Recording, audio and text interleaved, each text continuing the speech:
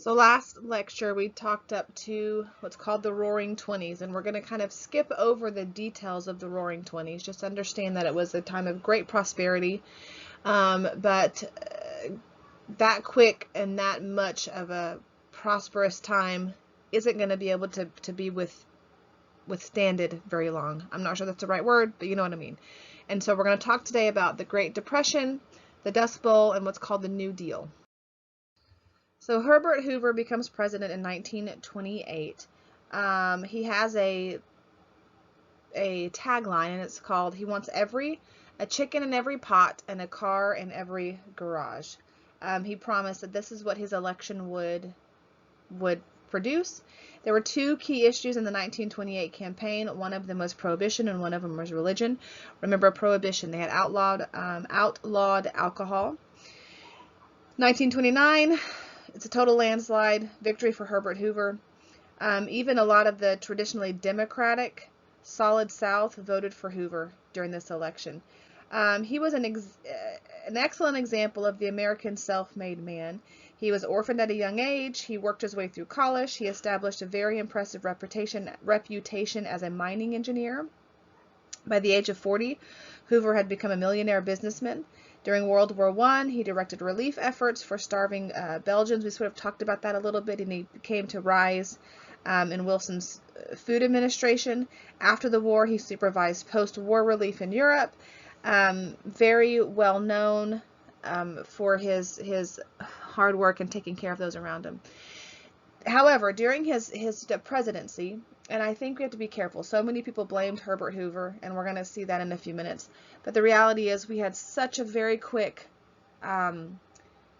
rise of progress financially and economically during the Roaring Twenties that it just kind of teeters. And there's a couple of reasons, a couple of causes. It's not like the Great Depression just hit. We have this thing called easy credit.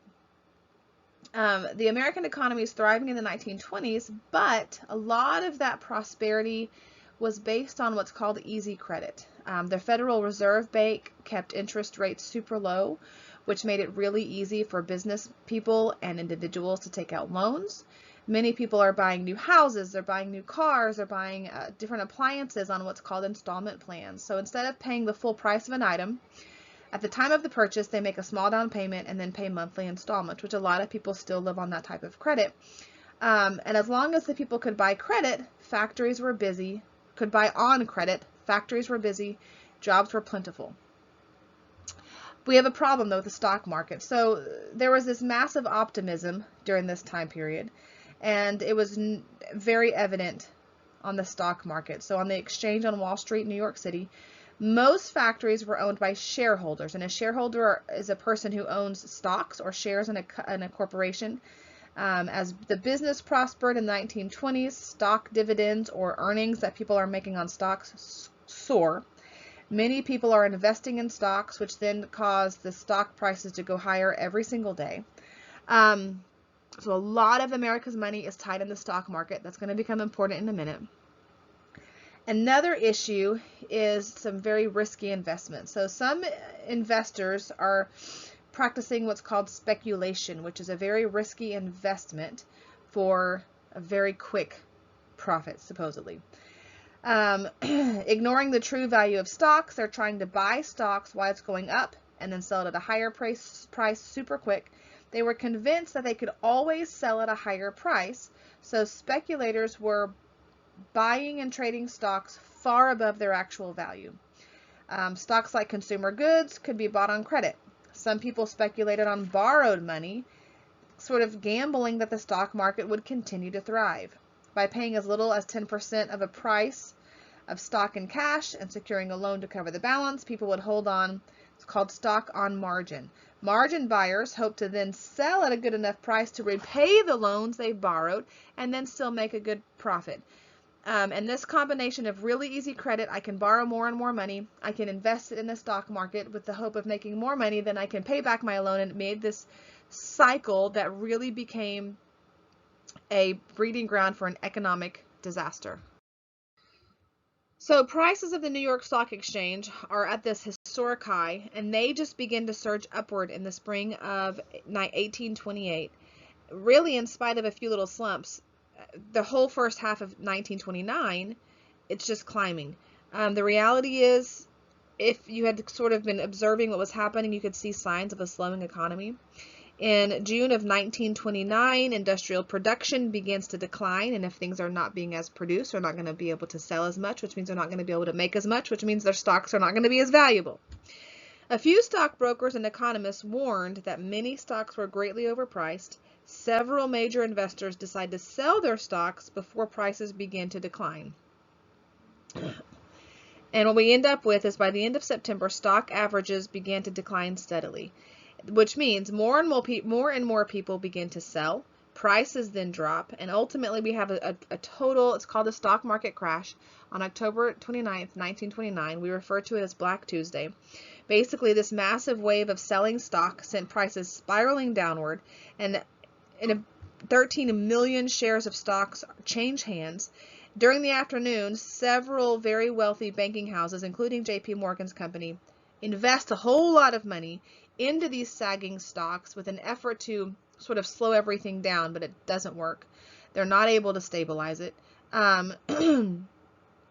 October 20, well, they're able to stabilize it momentarily, but by October 29th, 1929, the bottom totally falls out. Stock prices plunge downward at 16 million shares change hands.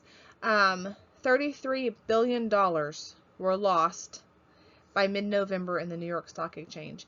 Basically overnight, many investors, big and small, rich and poor, they lost everything. Everything was totally gone. And again, you're borrowing money.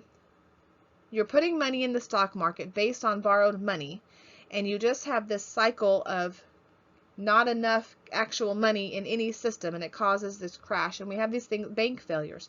The stock market crash shut off the supply of credit. This is what had sustained the economy in this boom of the 1920s. Everything was being bought on credit, and now there is no credit. Many banks had themselves invested in the stock market, and so the bank itself is losing a great deal of money. And banks begin to fail by just scores.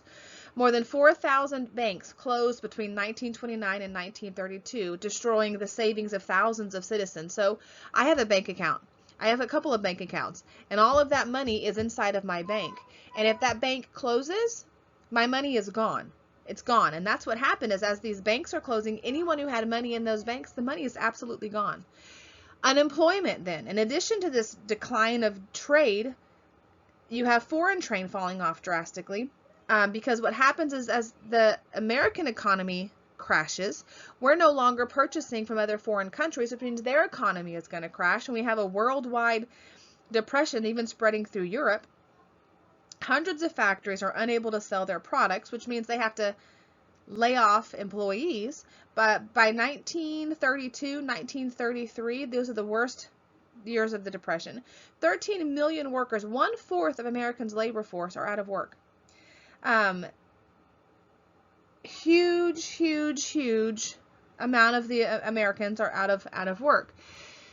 People begin to cry out for a government intervention. And although the nation had experienced other recessions and other depressions, there were none this severe. One of the important reasons for the severity of the Great Depression, some people are going to say, was government interference with the free market.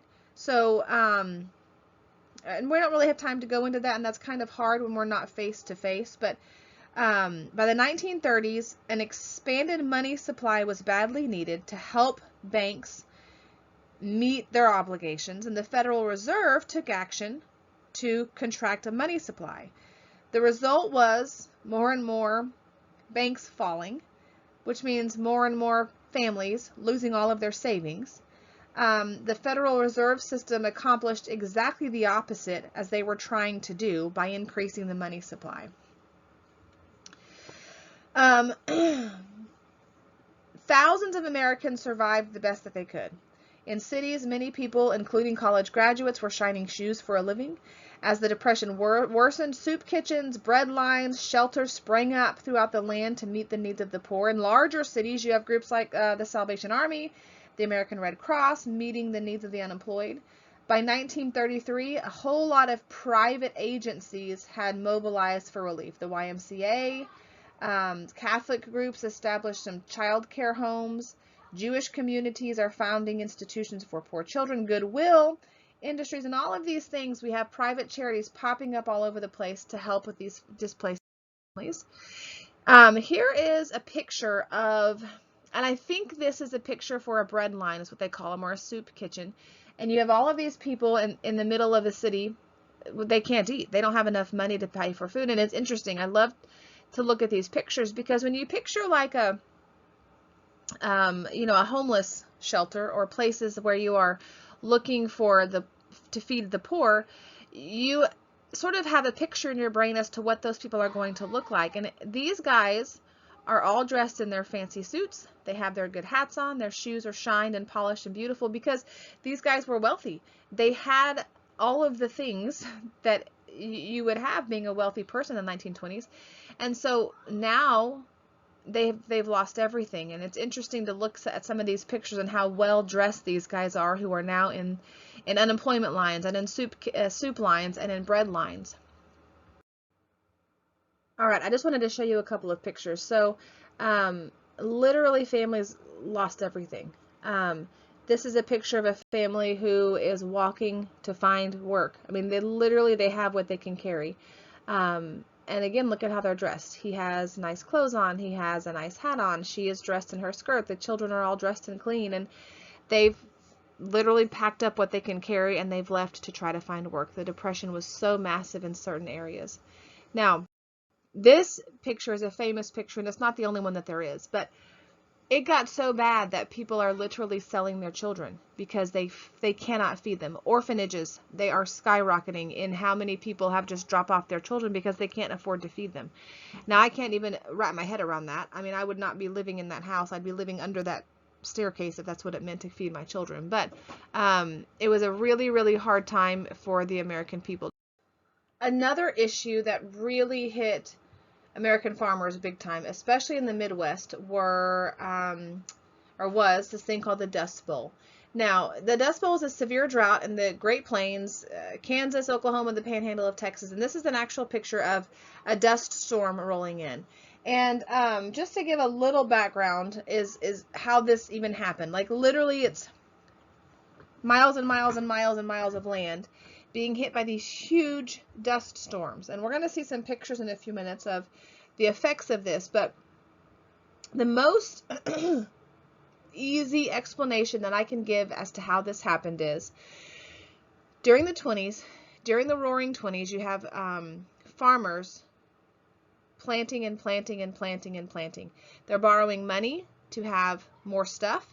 They're buying it on credit. Then they're having to repay the creditors, and so they are planting more and more crops. And I don't know a whole lot about farming, so this may not be the exact technical definition, but here is the best that I can explain this. When you plant crops in the ground, those plants pull nutrients out of the ground, and so typically you need to do crop rotation. So whatever you plant one year, you plant something different, and most people are going to tell you, my grandmother tells me when she was a kid they did this, you need to have one plot of land that you leave empty every year and then you rotate that out, and so that the plants, or the land, has time to replenish. You're drying up all of the nutrients.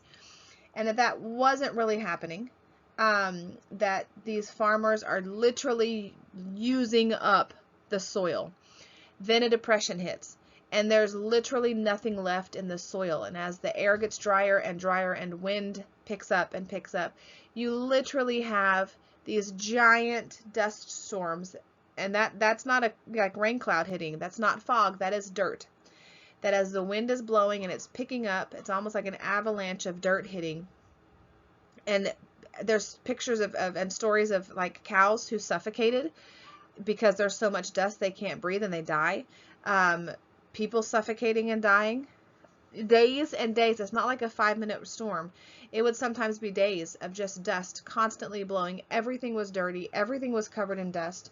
Again, people are suffocating. They're trying to breathe in with all of this dust. Let's look at a couple more pictures.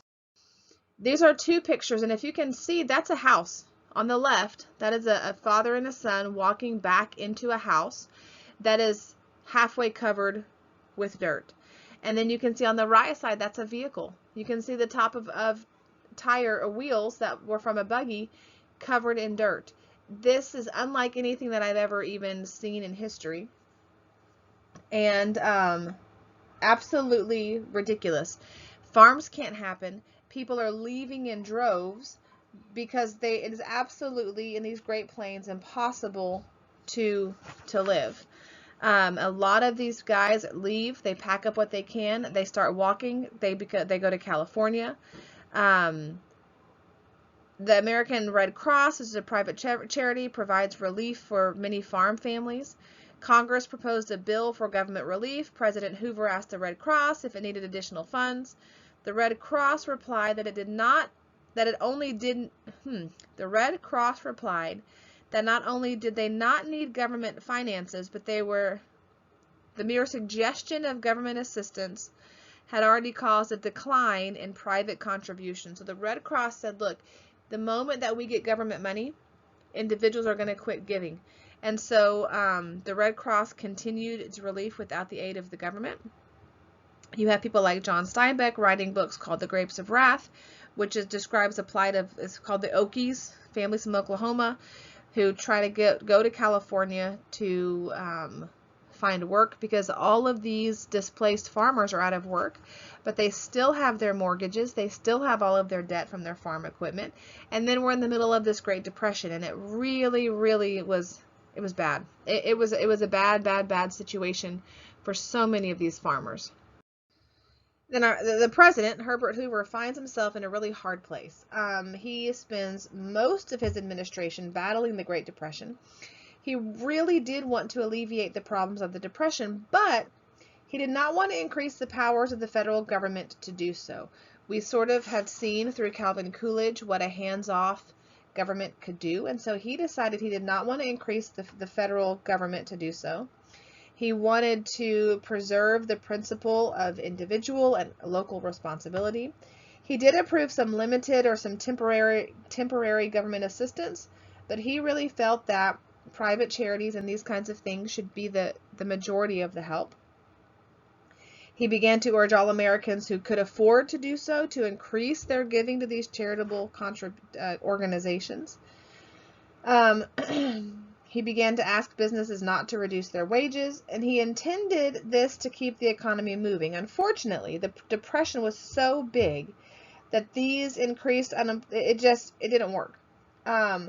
Since employers couldn't afford to pay as many workers because they decided to try to keep the payment, they then had to lay off more and more people. Kind of cautiously, President Hoover involved the federal government in certain programs to help alleviate it. In order to leave businessmen free to help themselves, he advocated for minimal government control of business. He called for lowering interest rates of these payments that were being due. In late 1929, he signed a bill to reduce income taxes, thus giving more people money to spend. However, since the federal government is increasing the spending, the reduced tax contributed to an unbalanced budget, and now the government doesn't have the right amount of money. He really wanted to didn't want to destroy the individual initiative. He called it rugged individualism.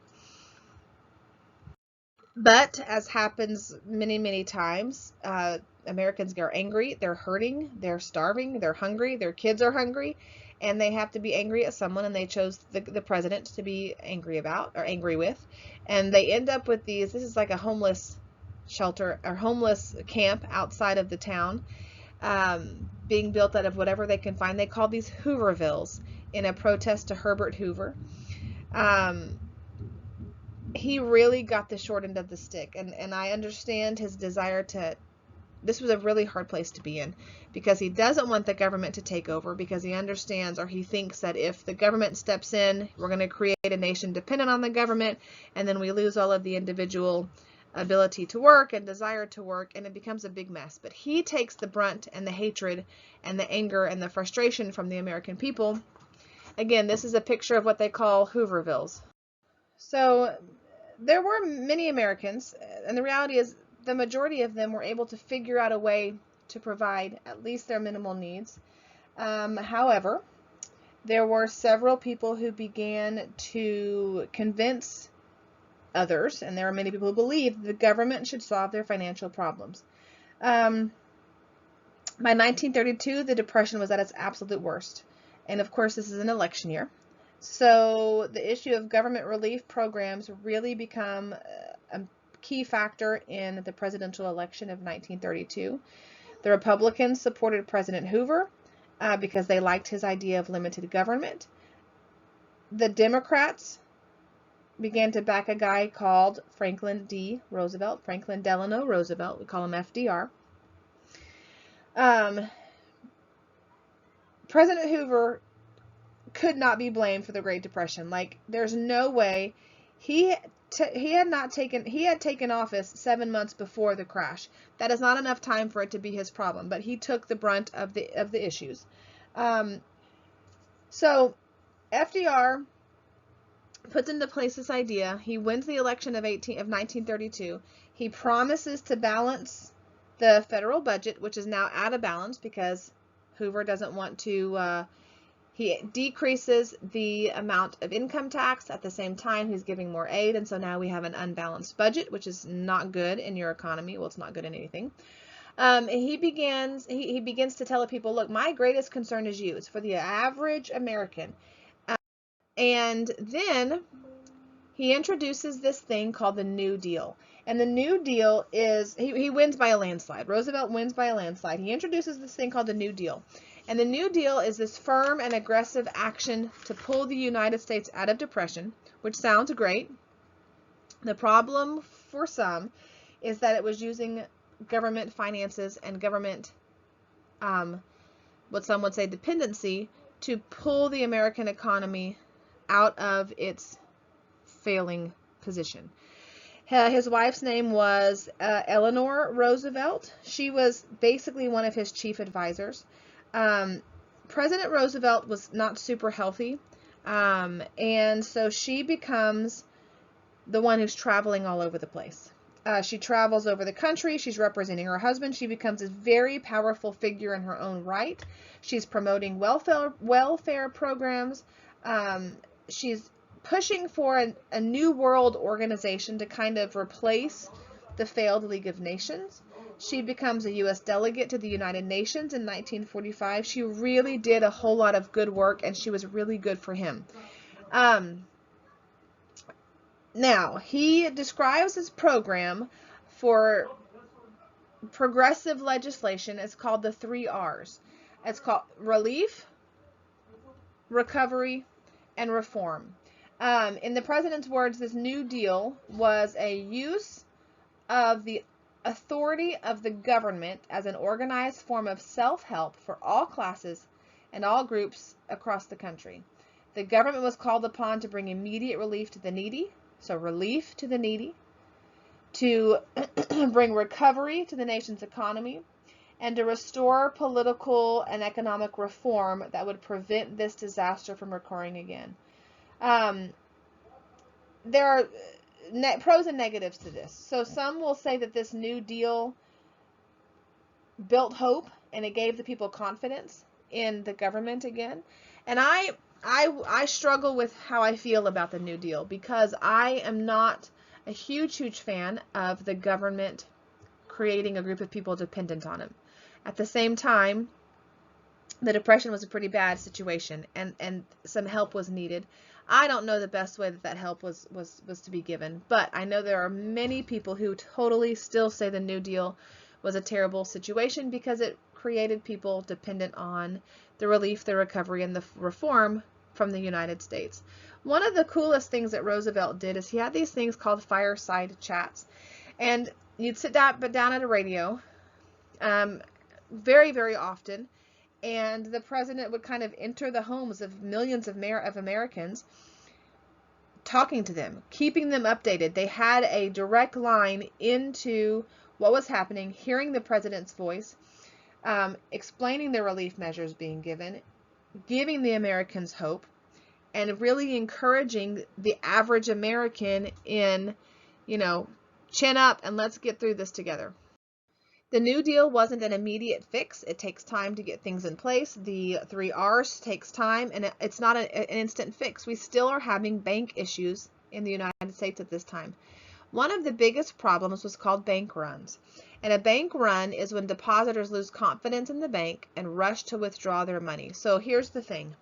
When I make a deposit into my bank, I don't have a drawer back there with all of my cash in it. Let's say I have $2,000 in the bank. There's not an envelope in a drawer with $2,000 of cash or $2,000 in gold. They take that money and they use that money to the next person who makes a withdrawal, and they give them the cash. And I, on paper, have $2,000. And then they take whatever's left, and the person who comes in to get a loan, they give them that money. And all of this money is kind of just on paper. There's only a small amount of actual cash in the bank. And so what's happening is people are losing confidence. Hey, listen, in my brain, if I don't get that $2,000 cash out because it's only so much in the bank, I need to be one of the first people to get to the bank to withdraw my $2,000 cash.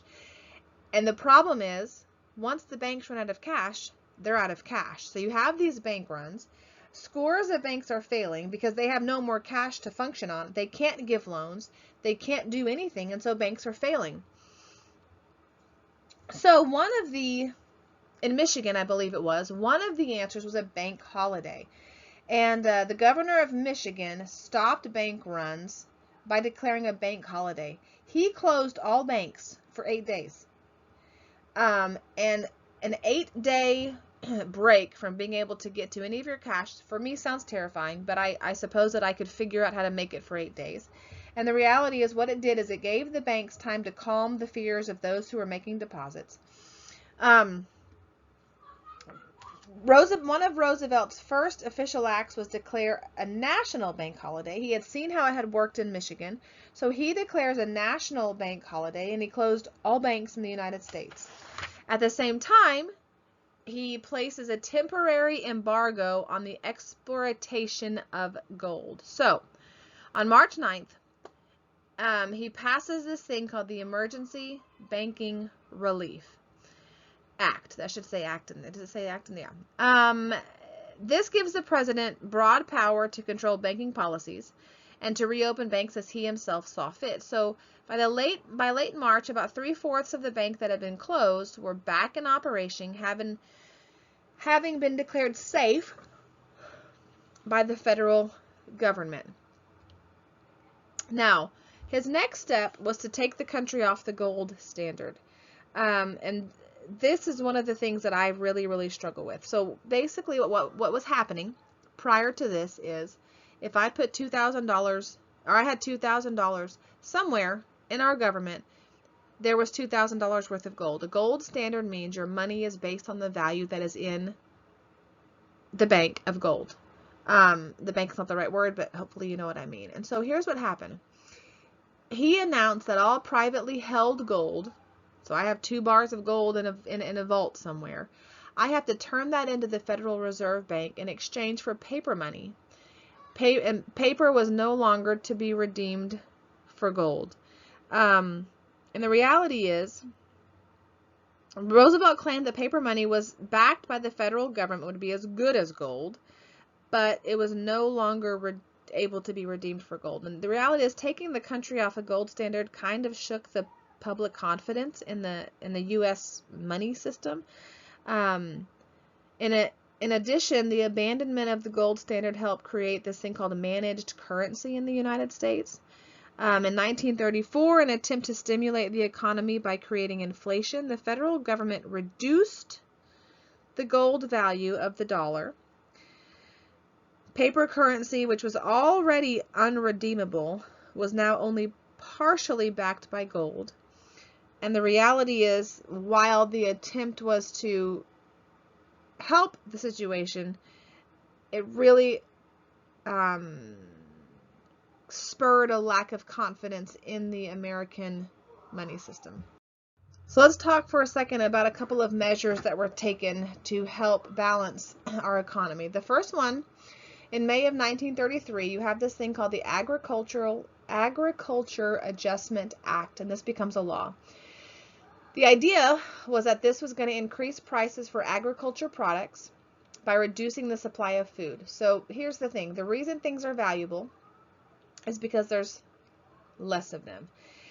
And the hope and the idea was, if I can increase prices of things, it doesn't really make a whole lot of sense in my brain, but I need to increase the prices of agriculture products so the farmers are then making more money so they can then pay back their loans and help then spur the economy back into a level playing field.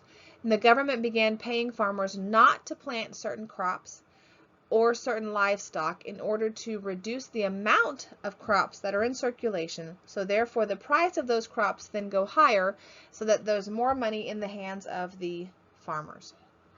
The second thing they put into place is called the National Recovery Administration, and it's established to control wages and prices and to limit competition among businesses. If I can limit the competition, then I'm going to be forced to have higher prices. If I have 6 gas stations, then they are going to compete with each other and lower their prices as far as they can to make the cheapest prices so more people buy from them, so in the long run they have more money. But if I cut that down to only 2 gas stations, there's less competition and it forces the prices of gas to be higher. So that's the idea here, is they're going to control wages. And this is where people get a little frustrated, in that if you just take your hands off supply and demand, it will fix itself. Then we have the Federal Emergency Relief Administration, and they're releasing large sums of tax money to state and local agencies for the direct relief of the unemployed. It's basically an unemployment. They're using tax monies that are supposedly in the American budget, government budget. They're putting that money into the hands of states and agencies to help relieve those who are unemployed. And then we have, and I really do like this one, we have this thing called the Civilian Conservation Corps, and basically thousands of young men are put to work on conservation projects such as reforestation, flood control, improvements of national parks. They're things that the government needs to have done, so they're hiring young men who are out of work to go work on these conservation projects so they're no longer unemployed.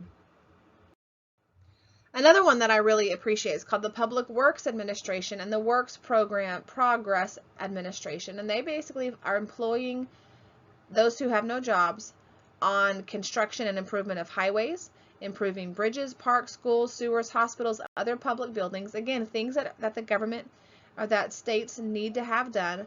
They're hiring those who are out of work to do those jobs. We have the National Youth Administration Program. They provide high school and college students with part-time employment so they can complete their schooling.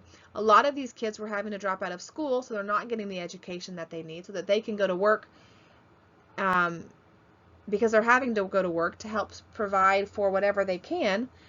And so this allows them to have part-time employment so they can continue their education. In 1933, FDR they passed the 21st Amendment, which legalizes the sale of liquor, which repealed the 18th Amendment, which was prohibition, which made it illegal to sell liquor. That was another big thing on the platform, was prohibition. Another thing put into place was the Social Security Act in 1935. The Social Security Act established a government fund for unemployed and the old age, and old age insurance. And part of the issues with many people is all of these government programs. Sure, it's great. Sure, it's great to give our elderly extra insurance, to give our unemployed some finances, to put them to work on these conservation programs. The problem is that money has to come from somewhere. And so that's the sort of this struggle with government aid. Sure, I'm getting free money, and I'm using air quotes around free because it's free for me, but the money is going to have to come from somewhere, and we're going to see that kind of play into effect later. Now, a big step that's going to become an important step in World War II is on November of 1933. The United States recognizes the communist government in Russia. Up until this point, we sort of had nothing to do with Russia. We said we will not recognize a communist government. And for the first time in 16 years, the United States and the Soviet Union exchanged diplomatic representatives, which means we have people going to Russia, they have people coming here as representatives, and we're starting to work together, which is going to be a vital, important issue in World War II, but it was a really big change because we had refused to even acknowledge that a communist government was even worthy of being recognized. In 1940, Franklin Roosevelt broke a precedent established by George Washington. He decided to seek a third term in presidency. FDR became the first and only American president to serve more than 2 successive terms in office. All right, don't forget your homework. You need to fill in your notes. You need to do your online quiz. And you have a link in the homework where you got this to an online quiz. You need to print out those results and bring them to me for a grade for your capitals. And that's it this week.